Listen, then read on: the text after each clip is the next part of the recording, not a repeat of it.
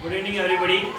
Yesterday we learned about the second tense, present continuous tense. Today we will learn about and understood about the tense, present perfect tense. Let me know that what is present perfect tense. Present perfect tense यहाँ पे जो मैंने आपको लिखी है पहचान, मैंने पहले ही बताया था. Every tense have identification and formula. तो आप देखेंगे यहाँ पे जैसा कि देख रहे हो, present perfect tense की जो पहचान है वो है चुका है, चुकी है, चुके हैं, चुका हूँ, लिया है, दिया है, ली है, दी है और की है. यहाँ पे ये आपको पहचान इसमें ध्यान रखनी है कि प्रेजेंट परफेक्ट टेंस के अंदर जो अपन टेंस के जो उसके एग्जाम्पल सॉल्व करेंगे उसकी पहचान के लिए हमने यहाँ दिया हुआ है चुका है, चुकी है, चुके हैं. ये वाक्य के अंत में चुका हूँ, लिया है, दिया है, ली है, दी है और की है, ये वाक्य के अंत में आते हैं. तो आपको समझ लेना है कि ये प्रेजेंट परफेक्ट टेंस है. अब ये तो पहचान की बात होगी यहाँ पे क्लियर. देन आफ्टर इसका फॉर्मूला समझना जरूरी है. तो फॉर्मूला इसका लागू हो रहा है यहाँ पे सब्जेक्ट हैज या है प्लस वर्ब की थर्ड फॉर्म प्लस ऑब्जेक्ट. आपको ये फॉर्मूला याद रखना है, रिमेंबर रखना है कि subject has have plus verb की थर्ड फॉर्म प्लस ऑब्जेक्ट. अब यहाँ पे कंफ्यूजन क्या आती है, देन आफ्टर पहचान हो गई और फॉर्मूला सॉल्व हो गया. देन आफ्टर कंफ्यूजन ये आएगी कि हैज हैव कहाँ सॉल्व होंगे. तो मैंने यहाँ पे बताया आपको इंगित करके यहाँ पे नोट विशेषकर कि हैज थर्ड पर्सन सिंगुलर के साथ लगता है. हैज किसके साथ लगता है, थर्ड पर्सन सिंगुलर. हमेशा ध्यान रखना, थर्ड पर्सन सिंगुलर के साथ में हमेशा क्या लगेगा, हैज. हैव कहाँ लगेगा, अदर सब्जेक्ट्स, यानी थर्ड पर्सन सिंगुलर के अलावा जो भी अदर सब्जेक्ट्स होंगे जैसे आई, वी, यू, दे, इनके साथ में क्या लगेगा, हैव. तो हैज और हैव यहाँ पे कंफ्यूजन क्लियर है. देन आफ्टर आगे जो कंसेप्ट क्लियर करते हैं, अब एग्जांपल लेते हैं. तो एग्जांपल कैसे लेंगे, आइडेंटिफिकेशन से और फॉर्मूले से फिर एग्जांपल सॉल्व करते हैं. और एग्जांपल सॉल्व करते हैं वो देखिए आप, यहाँ पे लिखा है राम स्कूल जा चुका है. तो है आया और चुका है, तो ये टेंस हो गया प्रेजेंट परफेक्ट टेंस. तो चुका है. अब इसको सॉल्व करते हैं फॉर्मूले के अनुसार. कैसे सॉल्व करेंगे, राम, तो R A M Ram. Ram एक क्या है, राम एक थर्ड पर्सन सिंगुलर है. क्या है, राम एक थर्ड पर्सन सिंगुलर है. उसके लिए राम के साथ में क्या आएगा, has. Ram has third person singular है, इसलिए यहाँ पे हम क्या लगाएंगे, राम ही की जगह आता है. प्रोनाउन ही चेंज हो गया, राम का ही और लड़की का शी, तो हैज यूज कर रहे हैं थर्ड पर्सन सिंगुलर के. तो राम हैज. जाने की थर्ड फॉर्म क्या हो जाएगी, गो की थर्ड फॉर्म गॉन. और टू कहाँ जा रहा है, स्कूल, गॉन टू स्कूल. ये इसका पॉजिटिव अफर्मेटिव सेंटेंस हो गया. पॉजिटिव सेंटेंस को अपन अफर्मेटिव सेंटेंस भी बोलते हैं. और यहाँ पे ये हो गया Ram has gone to school, ये अफर्मेटिव सेंटेंस हो गया, पॉजिटिव सेंटेंस हो गया.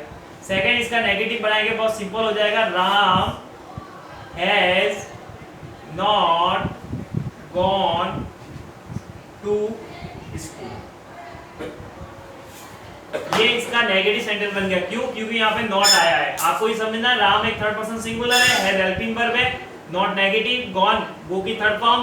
टू यहाँ पे क्या होता है, टू यहाँ पे क्या होता है, टू यहाँ पे एक प्रीपोजिशन है. अपन प्रीपोजिशन छोटी क्लासों से पढ़ते आ रहे हैं कि टू एक प्रीपोजिशन होता है, फ्रॉम एक प्रीपोजिशन होता है. तो टू एक प्रीपोजिशन है. कहीं पे जाते अपन, कहीं पे जाने की बात होती है, जैसे कहीं स्कूल जा रहे हैं, कहीं मार्केट जा रहे हैं, कहीं सिटीज जा रहे हैं, कहीं पे जाने की बात होती है, वहाँ पे टू का प्रीपोजिशन का यूज होता है.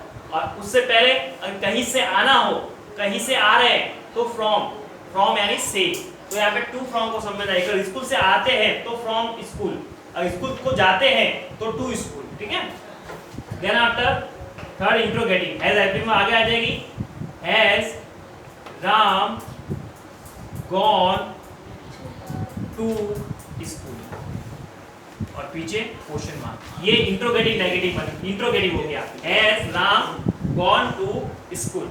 फिर इंट्रोगेटिव नेगेटिव कैसे बनाएंगे, बहुत इजी है, has Ram not gone to school और पीछे क्वेश्चन मार्क. ये इंट्रोगेटिव नेगेटिव बन गया, has Ram not gone to school.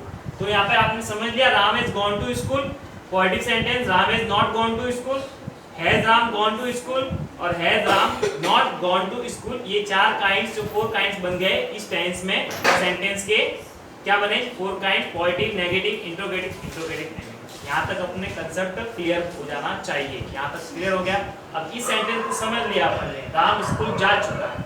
अब इस पे आते हैं, हमने फिल्म देखी है, तो देखी है मतलब पास्ट परफेक्ट हो गया ना, देख ली है या ले दी है, या कोई भी कह सकता ना, की है, लिया है, मैंने समझा है, लिया है, देखी है और देखी भी है, तो ये पास्ट परफेक्ट हो गया टेंस। तो इसको सॉल्व करेंगे कैसे, हमने को वी बोलते हैं और वी के साथ हमेशा क्या आएगा, वी के साथ हैव आएगा, अदर सब्जेक्ट है, थर्ड पर्सन सिंगुलर नहीं है, वी हैव देखी, सी फर्स्ट फॉर्म, सी की थर्ड फॉर्म क्या होती है, सीन, सी की third form seen, the movie लिख सकते हो, मूवी लिख सकते हो, फिल्म लिख सकते हो, movie, okay, we have seen the movie, negative बनेगा, सिंपल से बनेगा, we have not seen the movie.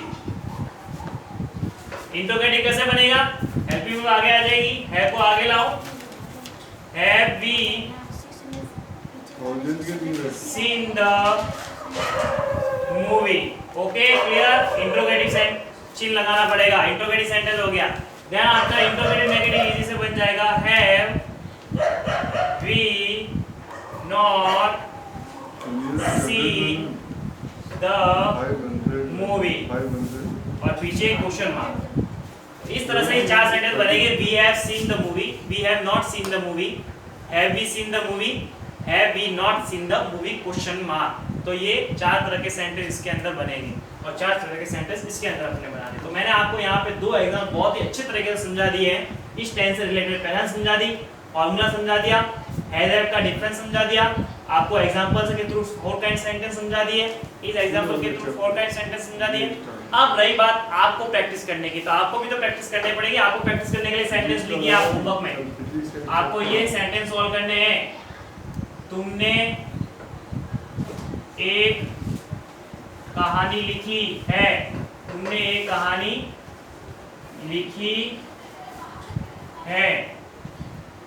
दूसरा आपको खुद करना है, हमने एक गाना गाया है। तीसरा, मैंने एक पत्र लिखा है। ये आपको इसके प्रत्येक के चार बनाने सेंटेंस, इसी टेंस से रिलेटेड जुड़े हुए ये सेंटेंस, उसके आपको चार बनाने हैं। तुमने कहानी लिखी है, हमने एक गाना गाया और मैंने एक पत्र लिखा है। तो आप ये सेंटेंस सॉल्व करके आइए, प्रैक्टिस कीजिए, इस टेंस को बार बार देखिए, इस वीडियो को बार बार रिपीट करके देखिए। कुछ प्रॉब्लम्स आती है तो मुझे शेयर कीजिए और इससे आगे अपन कल नेक्स्ट टेंस लेंगे। वो टेंस होगा present perfect continue tense. Present perfect tense के बाद प्रेजेंट परफेक्ट कंटिन्यू टेंस को सॉल्व करेंगे। इस समस्या को पूरा करने के बाद, प्रेजेंट परफेक्ट टेंस को कंप्लीट कंसेप्ट क्लियर करने के बाद अगले टेंस की ओर अग्रसर होंगे। Thank you.